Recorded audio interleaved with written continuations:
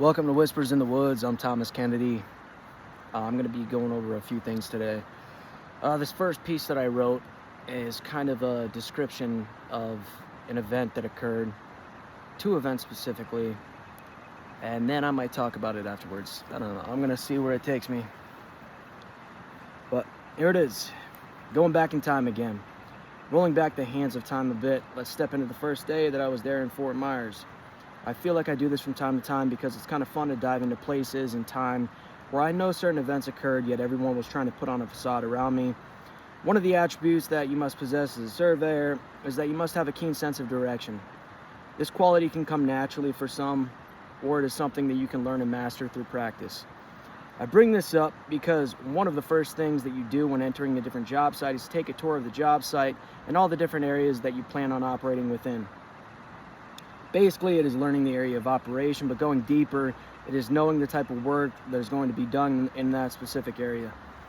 On the first day before I took this tour with Mark Wainwright, he had me go to my truck and open the doors to take pictures. No one has ever conducted these types of procedures within any company setting that I have been in before.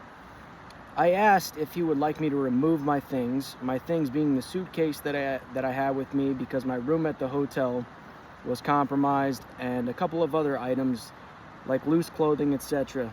They said, no, that's fine. You can just leave your stuff there where it's at. I feel as if the true intention behind these photographs were to have a physical representation to how things were placed within my truck so that when they searched it illegally and without my permission, without my consent, they could then place the items back exactly where they were. Moving forward, we then proceeded to take a tour of the closest area of the job site, which I believe consisted of 3 different bridge systems with road work in between, as well as the fortification of seawalls and placing new MSC walls or mechanically structured earth where needed. After this brief 30-minute tour, we then made our way over to the second job site. Bear with me here, gotta scroll.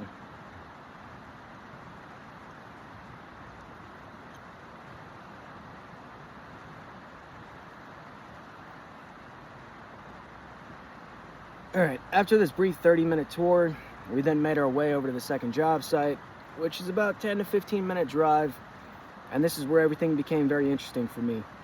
In between this short drive time, Mark Wainwright made a phone call supposedly to his wife, which was completely irregular and something that he has never done before. He then told her about some type of water heater that was going to be delivered. When he got off the phone, he then continued to give some kind of explanation or small talk about water heaters. Again, something that was irregular. This kick-started my intuition to think that the real reason behind the phone call was to signal the people that were at the other job site to then go ahead and proceed with searching my truck and to go through my things. When I returned, I immediately went to the truck and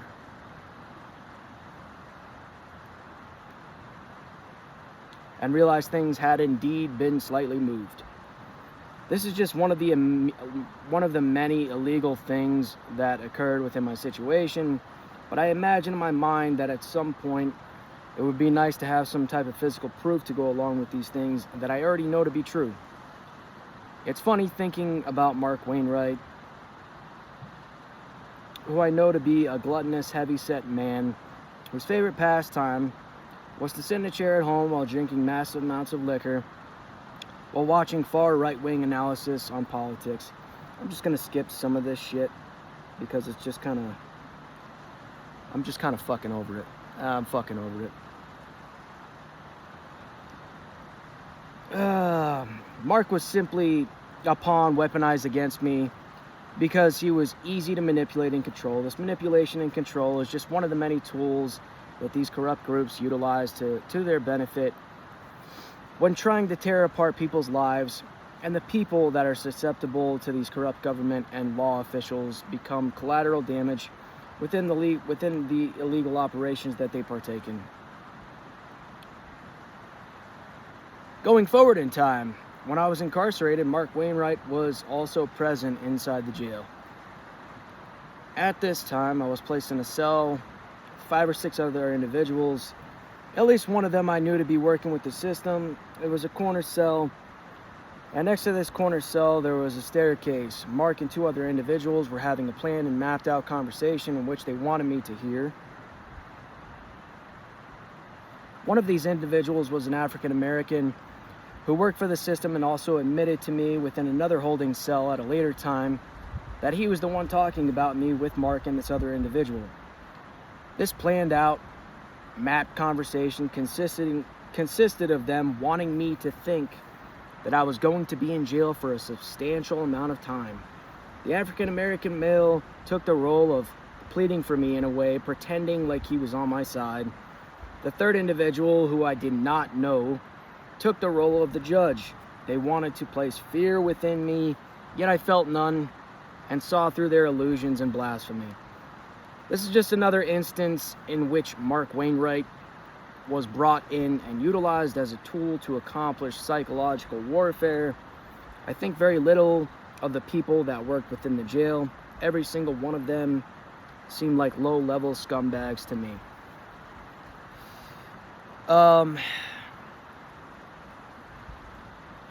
Let's elaborate a little bit, you know what I mean? So, this psychological warfare, there's multiple narratives and scenarios that the Space Force runs within these corrupt systems. And I mean the jail system, you know what I mean? The jail system itself, so the Department of Corrections.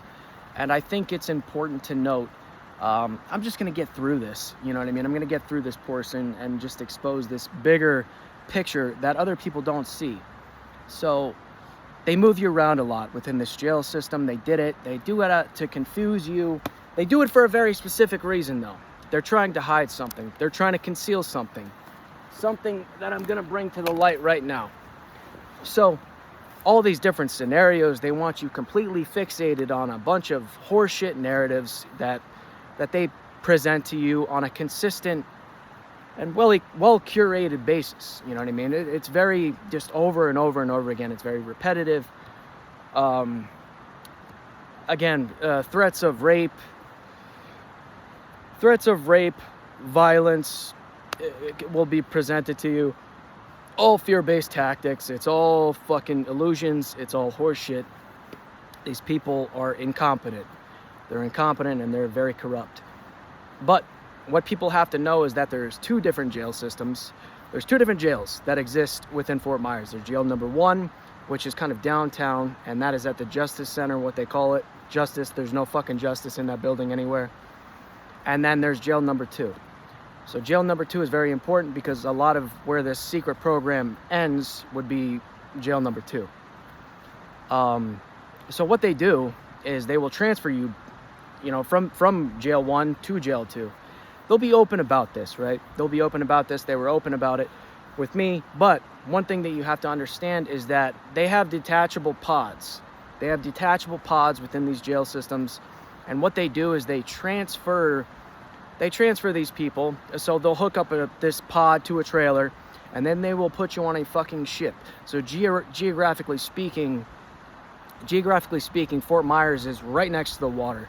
They will transport you illegally to international waters while you are in this secret government program, because if anything happens to you, if you do get in a violent altercation, something does happen to you, then they have plausible deniability. So this is a form of rendition, but what it does is it alleviates any blame that the justice system might have, because it could just be like, oh, we're in international, there is no laws in international waters. The CIA know this, the Space Force know this, the corrupt judicial system knows this, and they know all the corruption that happens within that jail. So the Department of Corrections officers, being really members of the Space Force, a lot of them, and or they're serving time and community service programs as a way to indoctrinate them into the Space Force. Again, these people fucking sign NDAs. They can't speak about any of this shit. Otherwise, they will be subjected to legal action against them. And they will be persecuted. I'm not. I haven't signed a fucking non-disclosure agreement with any of these organizations. I'm going to fucking burn them to the ground. I said this multiple times. But there is another thing that now that I have that out there and that's presented to the world in a way, I'm going to present something else. So Jack Myers, Jack Schlossberg, whatever the fuck your name is, guy. You know, there was a time when I was in a holding cell. So they had a skiff directly above my head. They had a skiff directly above my head. And the thing is, I could hear everything that this individual was saying. Again, he was just watching me be tortured. And again, this torture included psychological torture, physical torture, in which I was kept in a cell naked for 3 fucking days. Yeah, that was fun. You know what I mean? That was fun. That was a lot of fun.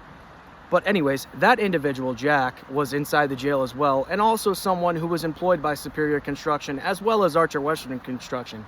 Now, I believe that he worked for the Space Force, but I also believe, furthermore, that he was a member of the Skull and Bones secret society, right? Which is funny, and it's something that I want you to know, Jack, is that I'm going to turn you to Skull and Bones. I'm going to take your fucking soul, and I'm going to deliver it exactly where it belongs. And then after that, I'm going to shame you out of existence, and your sister, and Caroline. But Caroline can only die when I said she can die. She's got to watch you two fucking fall. She already lost one kid. And which is sad to me. You know, it truly is sad to me, because usually within a family dynamic like yours, a very scummy family dynamic, it's always the good ones that go first. It's always the good ones that go first. But after I remove you two, then Caroline, and only then, do you have my permission to fucking die.